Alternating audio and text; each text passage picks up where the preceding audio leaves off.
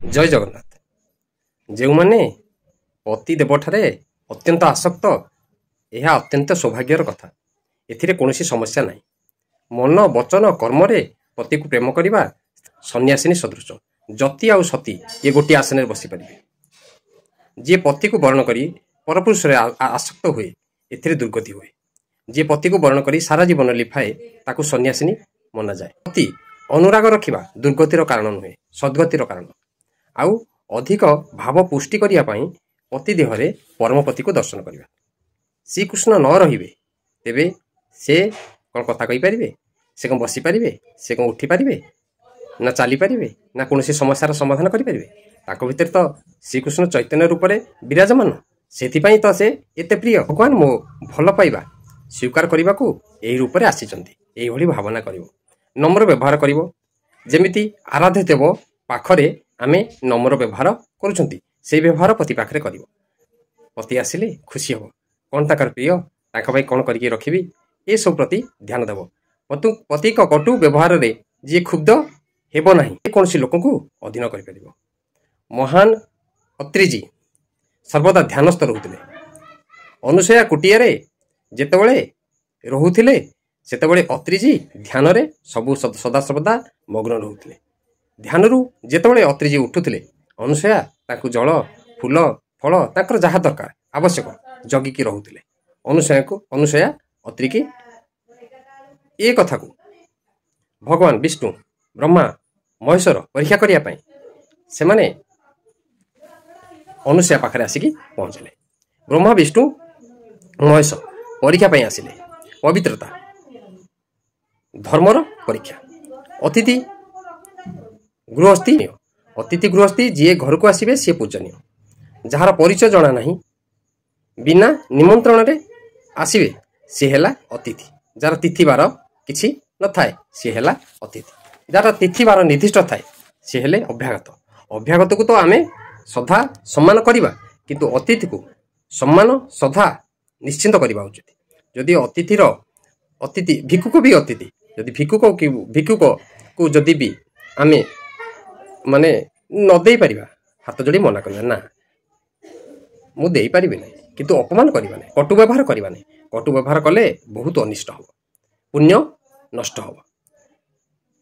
सेटु कोन हेले ना ब्रह्मा विष्णु महेश्वर आसिले। अनुसया पचारिले प्रभु आपण काहे के आछंती? से तो अलगा बेसरे आछंती, से सबु हे महात्मा आपण कर मु की सेवा करि पारे।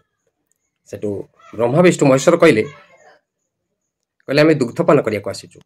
से कहले ठीक अछि। आग काल रे ऋषि मुनि माने घरे गाय पालन करथिले, काहे ना घिओ पई यज्ञ होम आदि संपन्न करिया पई। से कहले देखो गाय वर्तमान दुआ हबो, आपण अपेक्षा करू। कहले गाय क्षीर आमे पीवा को आसीनो, आपण को क्षीर पीवा को आसछु। सेटु अनुसार कहले हमो क्षीर जदि आपण पीबे तेबे मते स्वामी कर अनुमति नेबा पड़िबो। सेटु ध्यान रे बसी गले स्वामी कर तत्काल, कारण स्वामी तो ध्यान मग्न, से स्वामी आदेश ध्यान द्वारा से नेबाई उचित मन कले।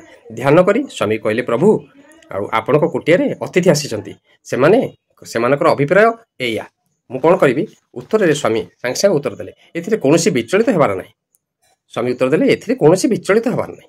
स्त्रीर बक्षास्थल दुई जनकर छुईबार अधिकार अछि। गोटे हला स्वामी आउ जन हला संतान। आपण सेमानकु संतान रूप में वर्ण करंतु। संतान रूप में वर्ण करके आपणकर दुग्धपान कराई दियंतु। से हला अनुसया कौन कले सांगे सांगे कमंडलू जल भाग कले। मन वचन कर्म द्वारा से सती नारी संकल्प कले ये 3 जन जाक 6 मासर शिशु हो जाओ। सांगे सांगे पानी सिंचई जंती कमंडलू जल जमी सिंचन कले। 3 जन जाक 6 मासर शिशु हो गले। तांको कौन कले ना कोले बसैकी दुग्धपान कराइले। आउ कौन कराइले ना झोला बनै देले। 3टा झोला से माने झुलिले। एने कौन है ना नारद जी जाइकी लक्ष्मी जी ब्राह्मणी आउ भवानी जी को जनइले आमकर स्वामी अवस्था या से छोट शिशु होगी बर्तमान अनुसया पाखे खेलुं। से कौन है ना से 3 जन सांग होइकी आसिले।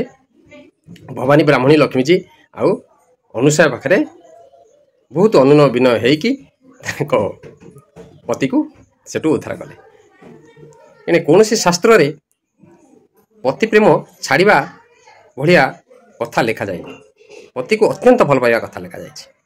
भाव केवल भगवान रखा उचित। से ही भाव भगवान को ପତି ଆସନରେ ବସେଇବା ଉଚିତ। ମୋ ପ୍ରଭୁ ଏହି ରୂପରେ ଆସିଛନ୍ତି, ଏଇଭଳି ଚିନ୍ତା କରିବା ଉଚିତ। ମାଂସ ପିଣ୍ଡଯୁକ୍ତ ଶରୀରରେ ଯଦି ରାଗ ରଖିବେ ତେବେ ହେବ ନାହିଁ। ଭିତରେ ଯେଉଁ ଚୈତନ୍ୟ ଘନ ବିଗ୍ରହ ପ୍ରଭୁ ତାକୁ ଭଲ ପାଇବା ଉଚିତ। ସିଏ ଯେତେବେଳେ ଆସିବେ କ'ଣ ଖାଇବେ, ତାଙ୍କର କ'ଣ ପ୍ରିୟ, ସେ କ'ଣ ଭଲ ପାଆନ୍ତି, ଏଇସବୁ ଉପାସନା ଏଇସବୁ ଉପାସନା ଯେଉଁ ସ୍ତ୍ରୀ ଲୋକମାନେ କରନ୍ତି ସେମାନେ ସନ୍ନ୍ୟାସିନୀ ସଦୃଶ ଗୋଟେ ଯତି ଆଉ ସତୀ ଗୋଟିଏ ଆସନରେ ବସିପାରିବେ। ଜୟ ଜଗନ୍ନାଥ।